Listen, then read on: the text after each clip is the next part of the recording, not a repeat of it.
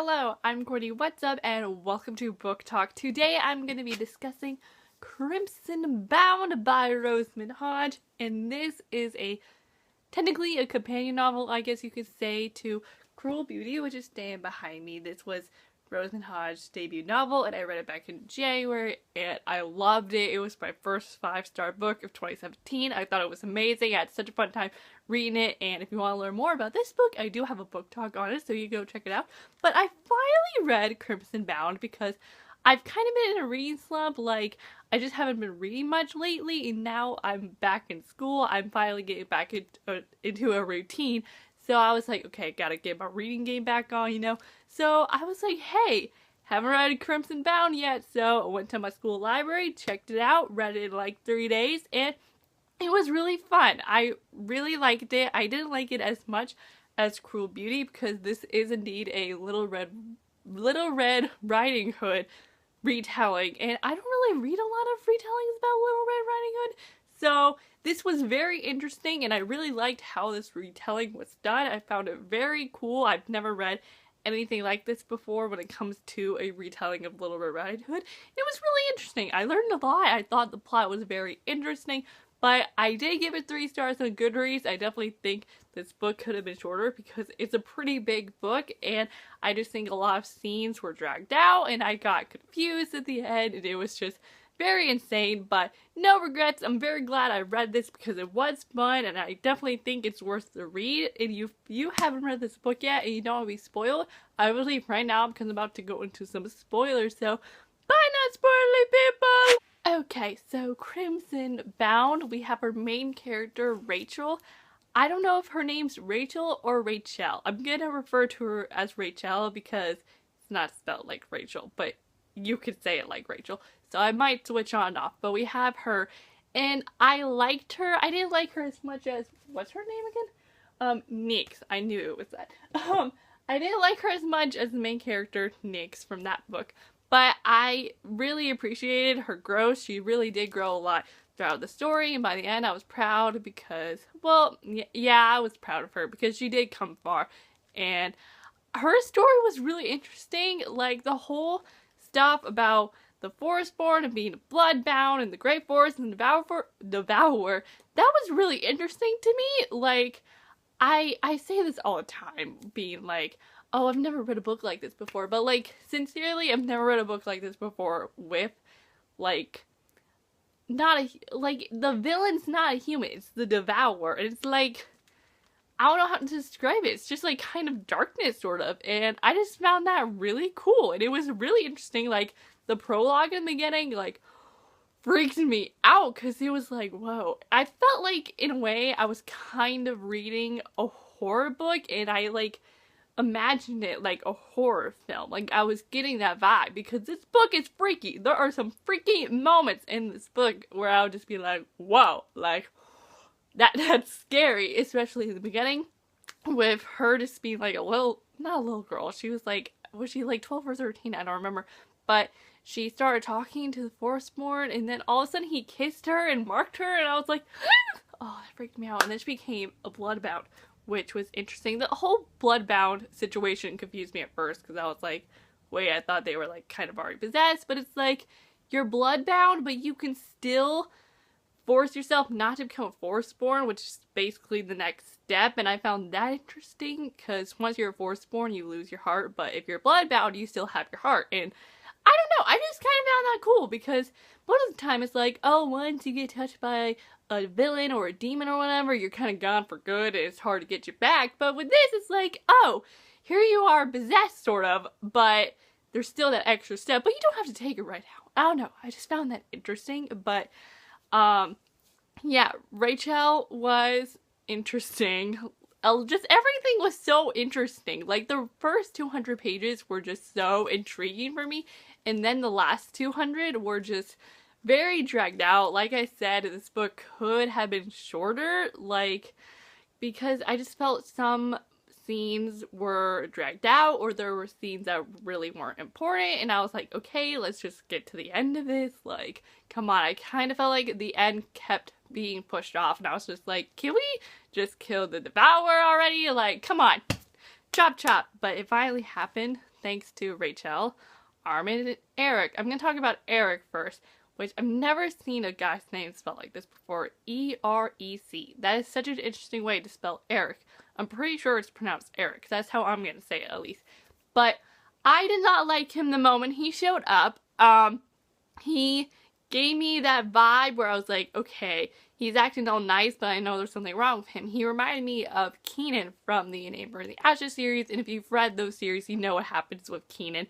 And I don't like Keenan. I have never liked him at all. And that's exactly what happened with me and Eric. I was like, oh, he's acting all nice and like lovey-dovey to Rachel, but like, there's something off. And so much stuff is revealed throughout this entire book, like with the whole Tira Zeta situation and the two swords and the king building the army and all that stuff. But the thing that surprised me most throughout this whole entire book was the fact that Eric is the forestborn that marked her 3 years ago. What? I was so blown away by that. I was like, what? It didn't even register at first. Like, I had to go back and be like, wait a minute. Did he just like reveal that? Whoa, that was really surprising. And it was a really well done plot twist. Cause you know, when Rachel was, I always want to keep saying claimed, but it's marked.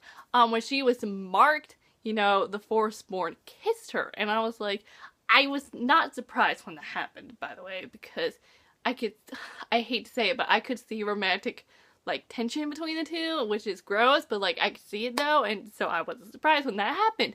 And then, here we have Eric, who wants to make out with Rachel, like, every single moment, and he wants to sleep with her, and, by the way, never wanted them together, but their relationship was very unhealthy, it did not feel real, and I did just not want it to happen, and it just all of a sudden made sense when he revealed that. And what made things even worse was that when he revealed that, it was after the moment when, Eric and Rachel slept together, and I was like, oh, no, I cringed because I was like, oh, she slept with her forestborn, are you kidding me? I was so grossed out by that. Oh, I feel so bad. Rachel just, everything so bad just comes her way, and I'm just like, girl does not deserve this. Oh my gosh, she deserves a break. She deserves to, like, sleep forever with Armin. Oh my gosh, I haven't even spoken about Armin yet. He's so precious. I really liked him, and I liked how in the beginning, he's being chased by those assassins, and Rachel saves him, and then she drags him to the king, and the king's just like, oh, thanks for saving my son. She's just like, what? I just saved your son? Are you kidding me right now? And I just really like the relationship and how it evolved.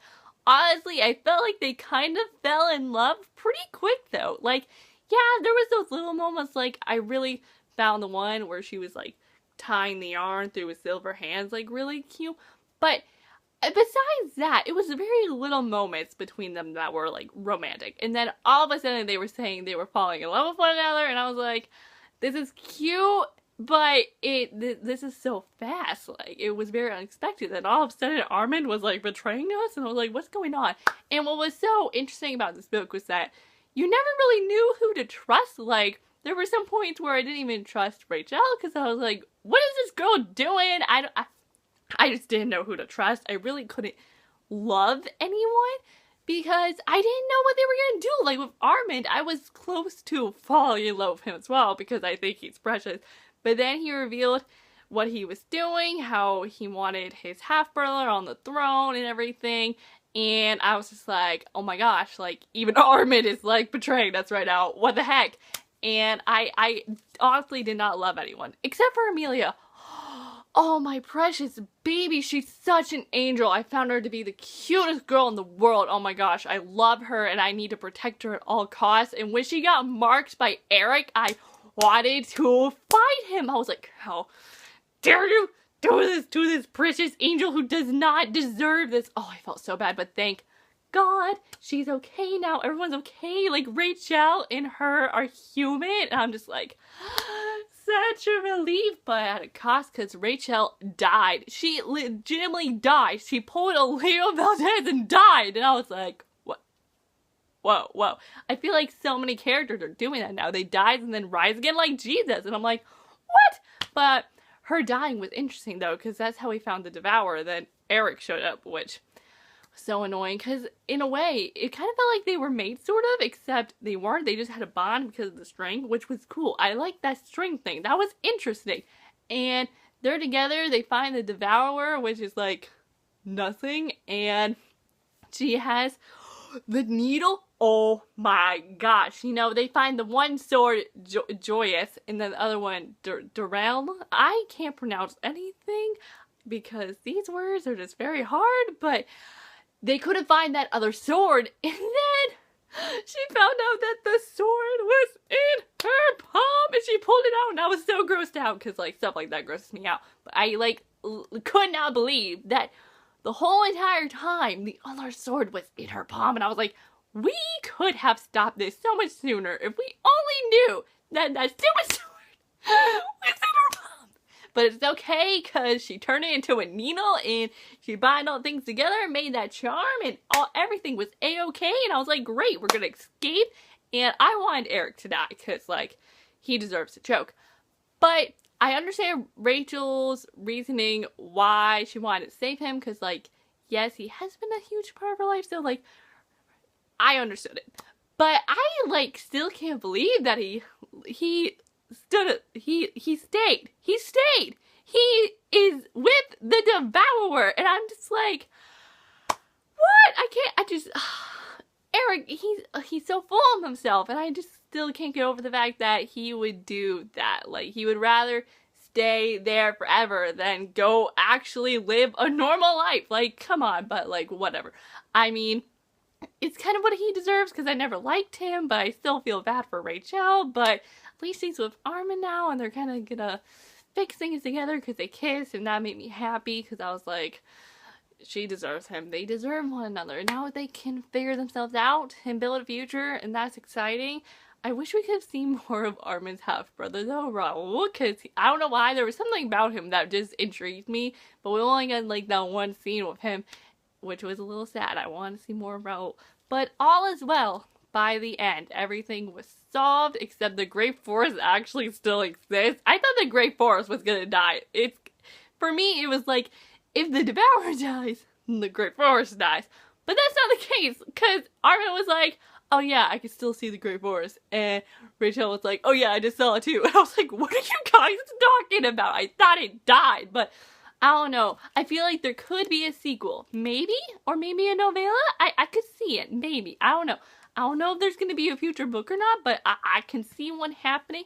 But I think that's all I have to say. Overall, I liked it. It was really interesting. And I'm glad I read it. So, thank you all for watching this book talk. And I'm Courtney. I'll see you all next time. I'm new video soon. So, I will see you then. So, bye! Yo!